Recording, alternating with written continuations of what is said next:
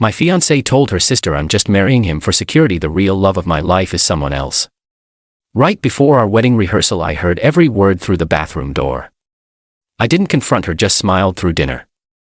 The next morning, 200 wedding guests got a text: wedding cancelled due to bride's honesty. I'm 3-4 and just sent the most satisfying group text of my life. My wedding was supposed to be today, but instead 200 people just learned exactly why there won't be a ceremony. Been with Claire for 4 years, engaged for 8 months. She's 31, works as a nurse, seemed like the perfect woman to build a life with. I'm a project manager at a tech company, make good money, own my house, stable life. Everything seemed normal leading up to the wedding. Claire was excited about the planning. Our families got along great. We talked through all the big life decisions. I thought we were ready to start our married life together. Last night was our wedding rehearsal dinner. Both families' wedding party, close friends. About 40 people total at a nice restaurant with a private dining room. During dinner, Claire stepped outside to take a call from work. Her sister Maya followed her out, saying she wanted some fresh air. I figured they'd be back in a few minutes. About 10 minutes later, I went outside to check on them. The restaurant has a covered patio area that's mostly empty in the evening. I could see Claire and Maya talking by the far corner, but they couldn't see me. I was about to walk over when I heard Claire's voice. She sounded upset, and I stopped to listen, thinking maybe there was a work emergency. What I heard made my world collapse. Maya was asking if Claire was having second thoughts about the wedding. It's not second thoughts exactly. I do care about David, but I'm not in love with him. What do you mean? You're marrying him tomorrow? I'm marrying him for security, Maya. He's stable, has a good job, will be a good provider, but the real love of my life is someone else. My blood went cold. The real love of her life is someone else.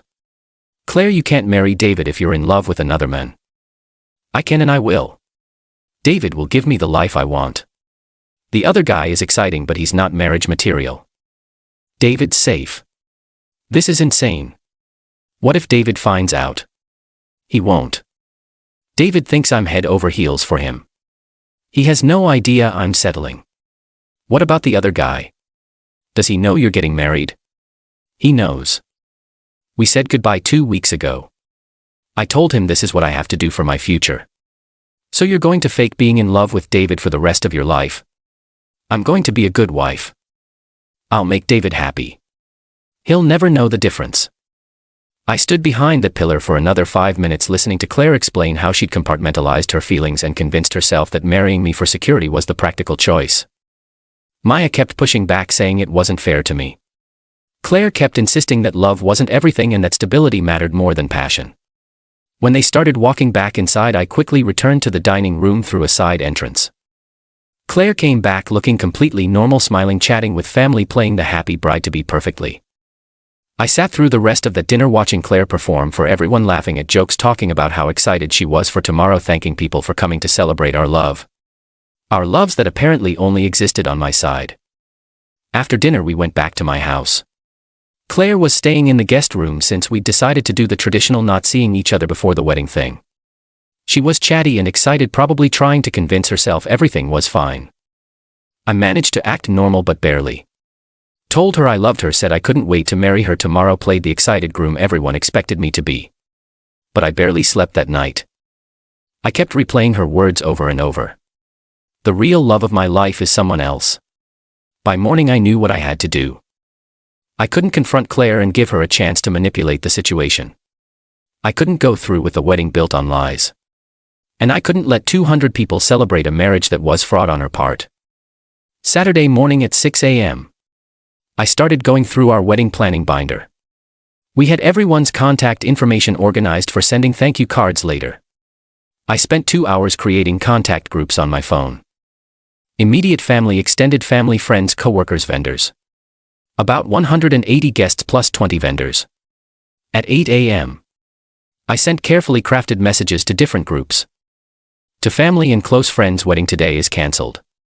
Last night I overheard Claire tell her sister that she's marrying me for security, not love, and that the real love of her life is someone else. I cannot marry someone under these circumstances. I'm sorry for the last-minute notice. To other guests, wedding today is cancelled due to personal circumstances that came to light last night. Sincere apologies for the short notice. To vendor's wedding cancelled due to changed circumstances. Please send final invoices to this number. Then I woke up Claire. Claire, I need to tell you something. Last night I overheard your conversation with Maya on the patio. Her face went white immediately. I heard you explain how you're marrying me for security while being in love with someone else. How you're planning to fake being in love with me for our entire marriage. David, I can explain. I've already cancelled the wedding. I sent messages to all the guests this morning. She grabbed her phone and saw my text in the family group chat. Started reading with horror. You told my parents, my grandparents, everyone. I told everyone who was planning to celebrate our fake love today. This will humiliate me in front of everyone I know. You were planning to humiliate me for the rest of our marriage by faking love while being in love with someone else. She started crying and begging me to send follow-up messages saying it was a misunderstanding. There's no misunderstanding, Claire. You were completely honest with Maya about your motivations. I'm just being honest with everyone else. My phone started buzzing with responses. Shocked family members, confused friends, vendors confirming cancellations. Claire's phone was going crazy too. Her family calling friends, texting people demanding explanations. Please say you misheard or that you'll work it out with me. I heard you perfectly. You said the real love of your life is someone else and that you're marrying me for security. Those were your exact words. She spent the next 3 hours alternating between crying, making phone calls to family and begging me to somehow fix the situation. Around noon, Claire packed her things and left to stay with her parents. She was still getting calls from people who'd received my messages. I'm sitting here now on what should have been my wedding day, but instead I'm free from marrying someone who was planning to fake loving me for the rest of our lives. 1 week since I cancelled the wedding and the aftermath has been everything Claire deserved. Her plan to fake a loving marriage got exposed when it needed to be. The immediate response to my messages was intense but manageable. My phone was busy Saturday morning but not overwhelmed since I'd sent different versions to different groups. Family members called to check on me and expressed shock about Claire's deception. Friends offered support and asked if I needed anything. Most vendors were professional about the cancellation.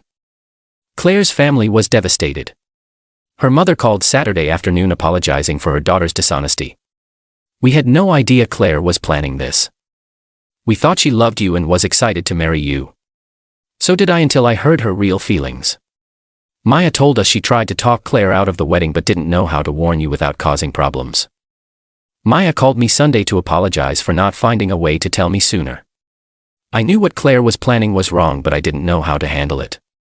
I'm sorry you had to find out that way. You don't owe me an apology. Claire's the one who chose deception. She's angry with me for having the conversation outside where you could hear us. Like it's my fault she got caught. Claire spent the weekend dealing with family confrontations and embarrassed friends. Several people had traveled for the wedding and were demanding explanations for the last-minute cancellation. Her strategy was to claim I'd misunderstood her conversation with Maya and that she'd been expressing normal pre-wedding anxiety, not revealing she didn't love me. But Maya wasn't backing up that story. She'd heard what she'd heard and wasn't willing to lie about it. Monday, Claire called in sick to work. The story had spread through her hospital since several co-workers had been invited to the wedding. Tuesday, she tried reaching out through Maya to see if we could work through this misunderstanding. I told Maya there was no misunderstanding. Claire had been crystal clear about marrying me for security while loving someone else. She says she was just expressing fears and that she really does love you. Maya, you were there. You heard her explain how she was going to fake being in love with me for our entire marriage. She's desperate to fix this. The whole family is upset. The family should be upset. She was planning to commit fraud. Wednesday marked 5 days since the wedding that didn't happen. Claire's reputation had taken a serious hit in our social circle and she was learning that deception has consequences. The cancelled wedding became a cautionary tale about honesty in our mutual friend group. Several people mentioned they were glad I'd found out before signing a marriage certificate. Thursday, Claire's attempts to reframe her patio confession as wedding jitters weren't working because too many people knew the specific details of what she'd said. Friday, I heard through mutual friends that Claire was considering moving to a different city to start fresh away from the embarrassment. The wedding cancellation was handled professionally by vendors. Most understood that personal emergencies happen and appreciated the early morning notice instead of having to deal with a day of. Our families have been supportive.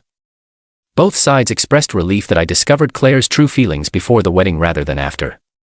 Final update 3 weeks later. 3 weeks since the cancelled wedding, and this story has reached its natural conclusion. Claire learned that honest conversations in semi-public places have consequences when the wrong person is listening. The social fallout was significant for Claire but proportional to what she'd been planning. The story spread through our mutual circles and her workplace, but most people moved on after the initial shock. Claire's attempts to reframe her patio confession as pre-wedding nerves failed because Maya wouldn't support the revised narrative. Maya had heard what she'd heard and wasn't willing to lie about it.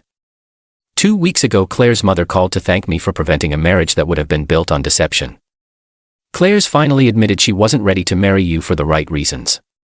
She's getting counseling to figure out what she actually wants in life. That's good. Everyone deserves to be in relationships based on genuine feelings.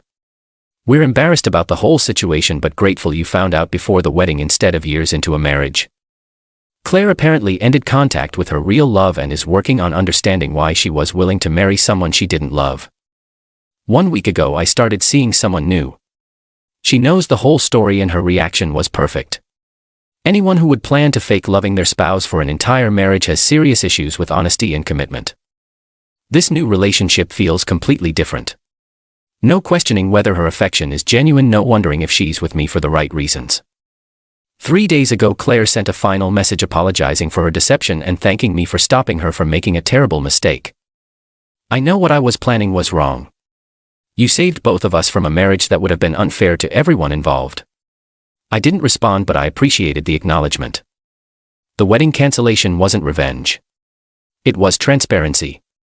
200 people were planning to celebrate love that only existed on one side. They deserved to know what they would actually be celebrating. Claire wanted the security of marriage without the inconvenience of actually loving her husband. She discovered that deception only works when it stays private. I wanted a marriage based on mutual love and honesty. When I learned that wasn't what Claire was offering, I chose truth over comfortable lies. The patio conversation revealed Claire's real motivations when she thought she was safe being honest with her sister. The group messages just shared that honesty with everyone else who was involved. Everyone got exactly what they chose. Claire chose to plan a marriage based on security rather than love while keeping her real feelings secret. She got exposed for that choice and had to face the social consequences. I chose transparency over maintaining comfortable lies. I got clarity about what I was really getting into and avoided the biggest mistake of my life. Our wedding guests got honesty instead of being unknowing participants in celebrating a fraudulent marriage. Sometimes the most loving thing you can refuse to let someone make a terrible mistake that will hurt everyone involved. Claire would have spent years faking love while I lived in ignorance about her real feelings. That's not fair to anyone. The cancelled wedding gave everyone the information they needed to understand what was really happening. Marriage should be about choosing someone because you love them and can't imagine life without them, not because they provide security while you love someone else. Claire learned that lesson, but better before the wedding than after.